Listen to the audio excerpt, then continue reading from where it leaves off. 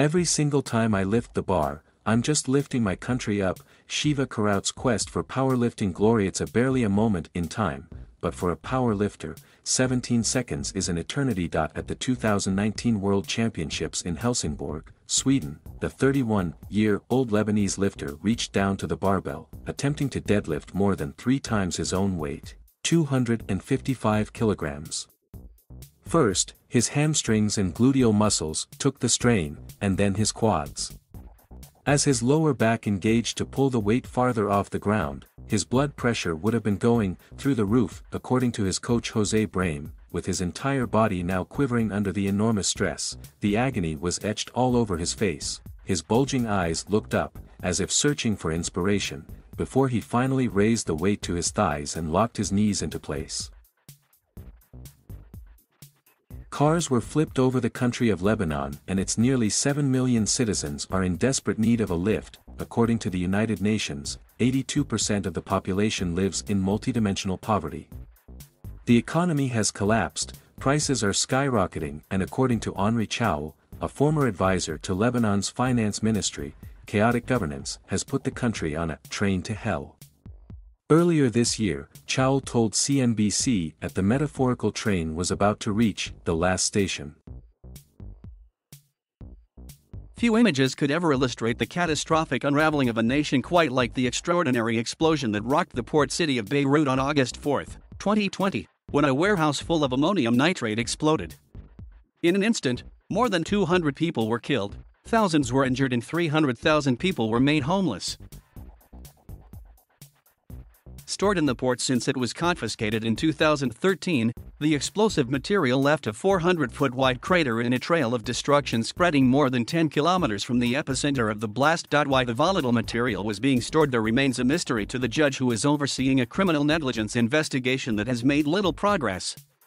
Some former officials are being sought for questioning, according to state media.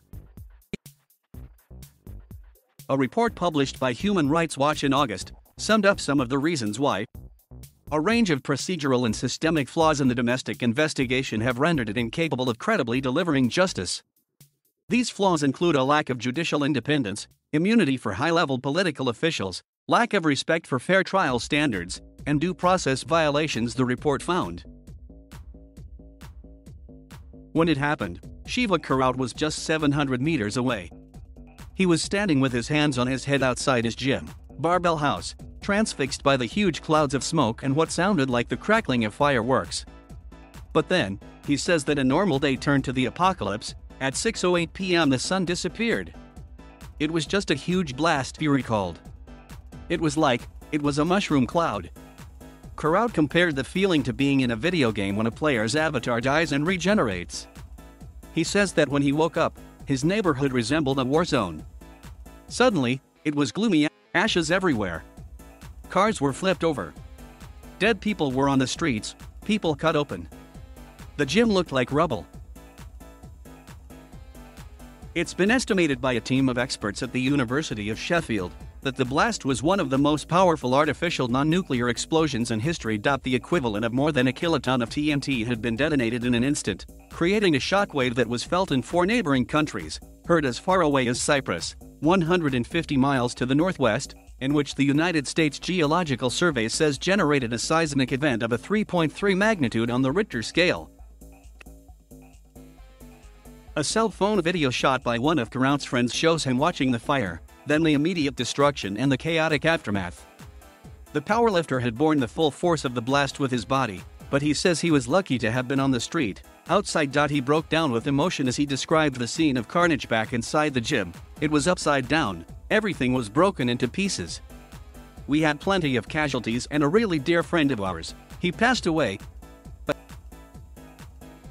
Karout says the lifters who frequent the gym are more of a community than clients, more family than friends. Everyone knows everyone in here. I've been training with this guy for 4 years straight, 6 days a week. I think of him every single day, honestly. Every single day.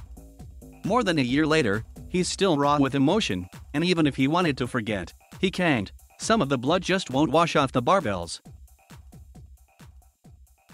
Hell on earth. From the age of 3, Karout was involved in martial arts himself. Also taking yoga classes with his dad, and at 5, he ventured into karate and judo, winning plenty of fights and tournaments. At the age of 21, he began fighting in mixed martial arts and boxing, winning some and losing some. This is life, he reasoned. We don't always win, we learn.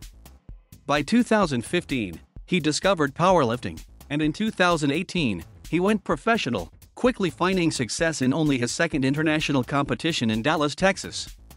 I got awarded Best Lifter of the event, and it was the first time I was sponsored. This is where my journey began, and this is where I began hunting to become world champion.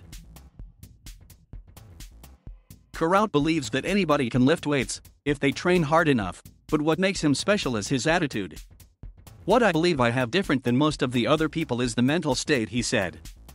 What I've been through as a citizen of Lebanon, we've been through a lot. I believe that my mental game is much stronger than any other lifter out there. Being Lebanese is not just what you hold in your passport, it's something really deep inside, it's blood related. He goes on to describe the hardships that plague everyday life for so many of his compatriots. As a Lebanese, you tend to survive every single day. You tend to survive life itself.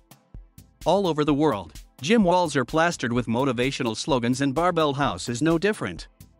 Step through the doorway at 435 Pasteur Street and you'll see the words "Love Your Pain" in large white letters on a black background. But Shiva Karout says the reality of training in Beirut these days is more like hell on earth. You don't get the electricity you need, you don't get the water you need. It's not even a third world country. He explains that the government is only able to provide 3 hours of electricity per day, after which the residents are on their own. Many try to keep the lights on with generators, but lately, the gas that powers them has also been in short supply.